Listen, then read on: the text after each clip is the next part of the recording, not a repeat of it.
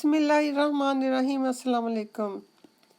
जब नबी पाक सल्लल्लाहु अलैहि वसल्लम ने बला ऐलान इस्लाम की दावत देना शुरू की तो कबीला कुरैश के लोग सख्त बरहम हुए, क्योंकि इस्लाम से उनके आबाई दीन में खलल पड़ता था।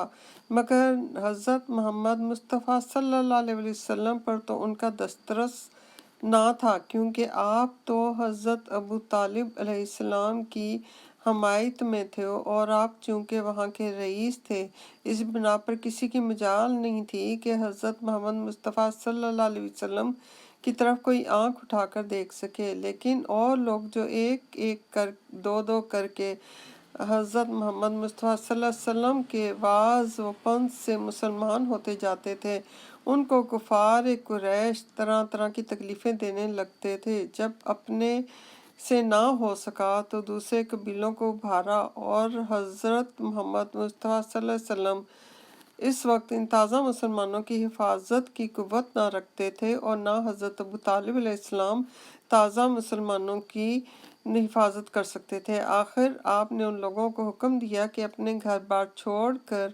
हबशा चले जाओ, और सब का काफिला सालार अपने चचाजाद भाई हज़रत जाफ़र तैयार को बनाया। हज़रत जाफ़र तैयार 70 आदमियों के साथ जहाज़ पर सवार होकर हबशा पहुँचे। जब कुफार कुरैश ने यह खबर सुनी तो अमरू और आस और अमारा बिन वलीद को कुछ तोहफे देकर नजाशी बादशाह हबशा के पास इस गर्ज से रवाना किया कि इन लोगों को वहाँ से मक्का वापस कर दे।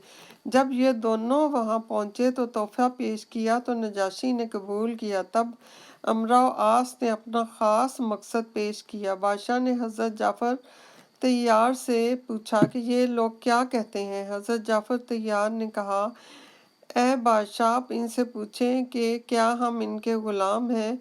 उमर आस ने कहा कि नहीं, बल्कि आज़ाद तो बुज़ुर्ग हैं। तब हज़रत जाफ़र तैयार अलैहिस्सलाम ने कहा कि हम इनके कर्जदार हैं जिनके ये तालिब हैं। उसने कहा कि नहीं। हज़रत जाफ़र तैयार अलैहिस्सलाम ने कहा कि क्या हम किसी को कत्ल करके आए हैं जिसके खून का दावा रखते हैं। कहा कि नहीं। तब हज़रत जाफ़र तैयार ने कहा कि तुमको आखिर हमसे क्या मतलब है। तुम लोगों ने हमें अजियतें पहुंचाई, हमने तुम्हारा शहर छोड़ दिया। उमर आस ने कहा कि ऐ बादशाह, इन लोगों ने नया दीन ईजाद किया है।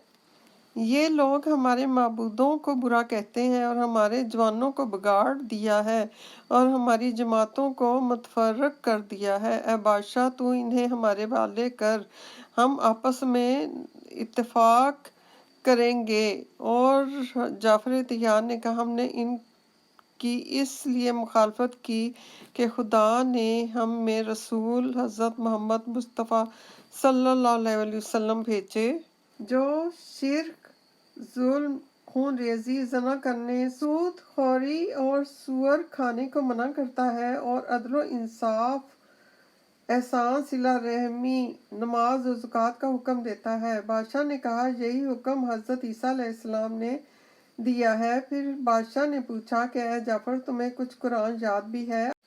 आपने फौरन सूरह मरियम की तलावत शुरू कर दी। नजाशी बादशाह इस तलावत को सुनकर बहुत रोया और कहा कि कसम खुदा की कि यही हक है। उमर आस ने फिर कहा कि ऐ बादशाह, इन्हें हमारे हवाले कर दें। यह सुनना था कि बादशाह ने उमर आस को एक तमांचा मारा और कहा कि अगर अब कोई बात इनके बारे में तुम्हारी जुबान से निकली तो मार डालूंगा।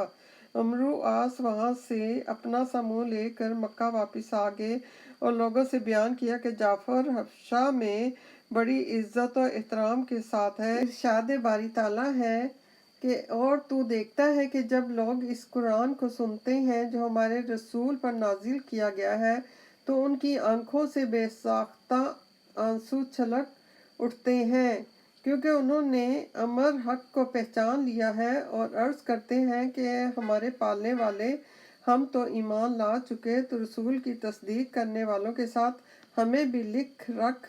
और हम को क्या हो गया कि हम खुदा और जो हक बात हमारे पास आ चुकी है इस पर ईमान तो न लाएं। اور پھر خدا سے یہ امید رکھیں کہ وہ اپنے نیک بندوں کے ساتھ ہمیں بہشت میں پہنچا ہی دے گا۔ تو خدا نے انہیں ان کے صدق دل سے عرض کرنے کے صلے میں انہیں وہ ہرے بھرے باغات عطا فرمائے جن کے درختوں کے نیچے نہریں جاری ہیں اور وہ اس میں ہمیشہ رہیں گے۔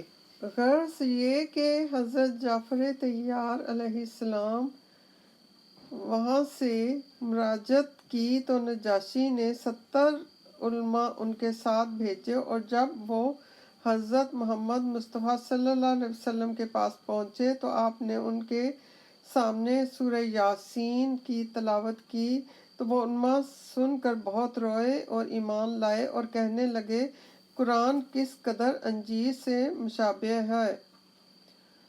نجاشی بادشاہ نے حضرت جعفر طیار کو بہت عزت و احترام کے ساتھ اپنے پاس رکھا۔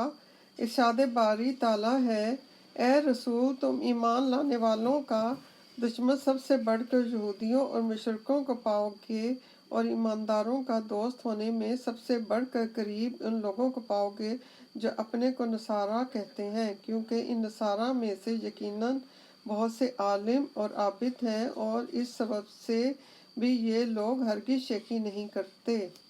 چونکہ حضرت جعفر طیار علیہ السلام ہجرت کر کے جب حبشہ پہنچے تو نجاشی بادشاہ حبشہ وغیرہ نے قرآن کو سنا اور معجزات کو سماعت کر کے ایمان لائے۔ سبحان اللہ۔ حضرت جعفر طیار علیہ السلام حضرت ابو طالب علیہ السلام کے بیٹے، حضرت علی علیہ السلام کے بھائی اور نبی پاک صلی اللہ علیہ وسلم کے چچا زاد بھائی تھے۔ آپ علیہ السلام حضرت محمد مصطفیٰ صلی اللہ علیہ وسلم کے جانثاروں میں شامل ہوتے ہیں۔